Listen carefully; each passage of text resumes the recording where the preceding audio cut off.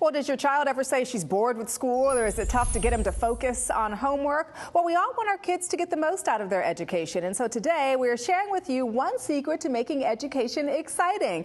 And we think the solution will also excite parents and teachers because it is, drumroll please, free. And who doesn't like free? It's the focus of today's Parent Teacher Corner. And joining us this morning is Rose Stuckey-Kirk, president of the Verizon Foundation, and Katrina Allen, program director at St. Philip's Academy. Ladies, good morning to you. Good morning. You know, it's funny, everybody loves free these days, and so I like that part of it. Tell us about this wonderful free program, Thinkfinity. What is it about? So Thinkfinity.org is an interactive educational website that has podcasts and videos and games, teaching material that can be used by parents to further educate their kids or to supplement what they're learning in school, or for teachers. It provides free lesson plans. It's a great resource. Oh, by the way, I have to tell you, I love the name, Thinkfinity. You. That is a terrific name. Where can we find this educational powerhouse? So it's simply online at Thinkfinity.org, and it's free. All you have to do is type it in. It comes up with all the information and resources that you need. You know, one of the things that you mentioned, you know, a wide range of subjects, and as we know, kids learn differently, and they're attracted to different subjects naturally.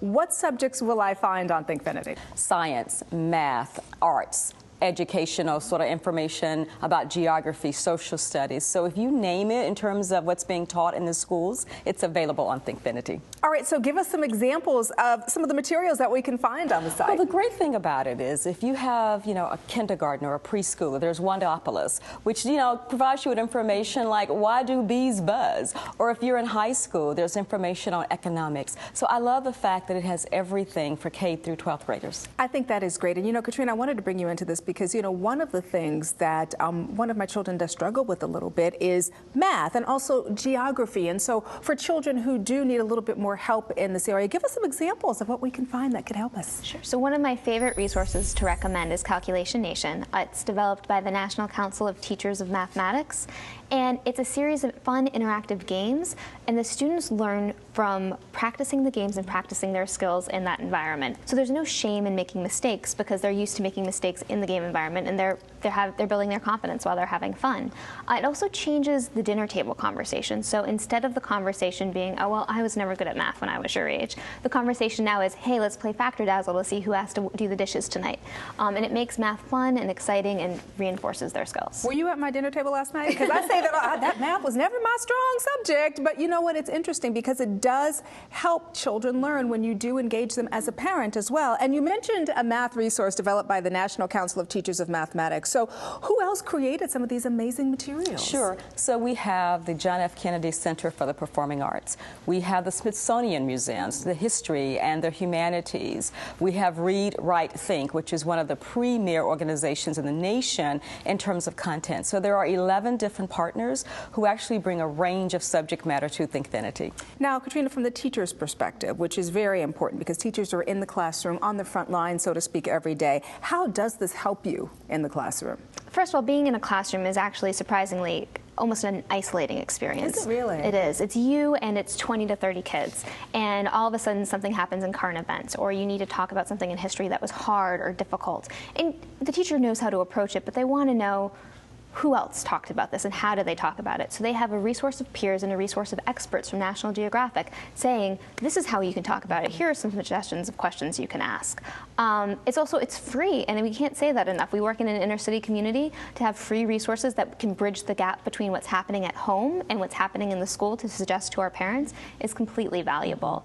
And then you also have kids that you teach them something 5 different ways and it doesn't quite resonate with them. So I can go online and I can say, hey, who else has tried to teach this concept? How have they done it? Maybe this is the magic answer for this child. Or I have a child that's really advanced. Maybe I can give them a little bit of independent study to deepen their knowledge about this while we move forward. And so for the child who may need a little extra help to the child who is, you know, extremely talented and really does not have that much trouble in school, talk to me about success stories. I always love to hear.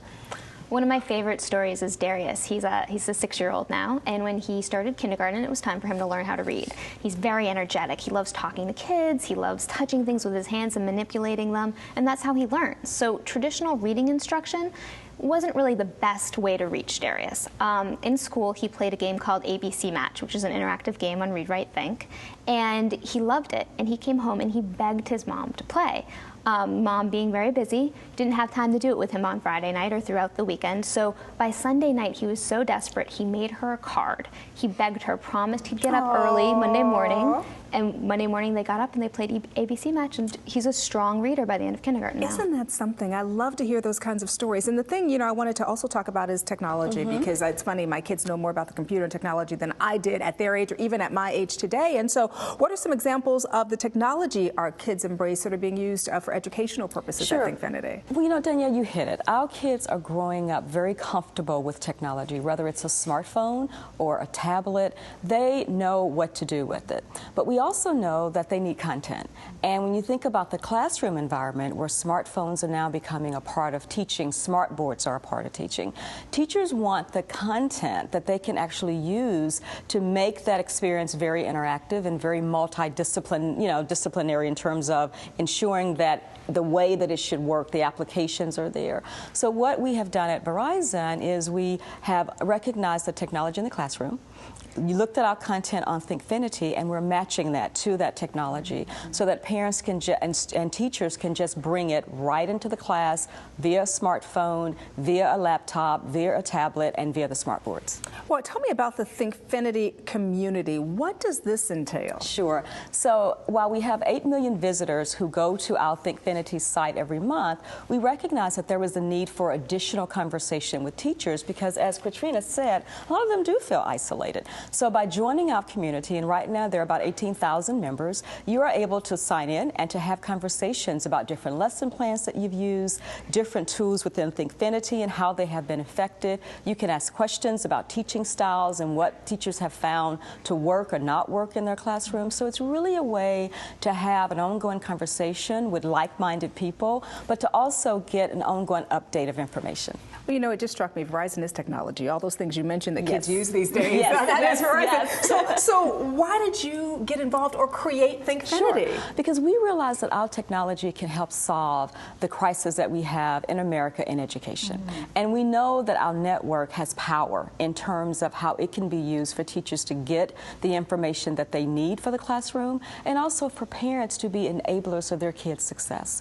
So Thinkfinity is really our solution to helping the educational crisis, and by having it free to parents and to teachers, we feel like we're doing our part in giving them great content, particularly on science and math, which are subjects that no one can talk enough about today in terms of how we can improve it. I have to tell you, what a wonderful program. Thank I know you. my dad just retired after teaching 30 years. I wish this would have been around for him. And your dad too, right? 30 years teaching.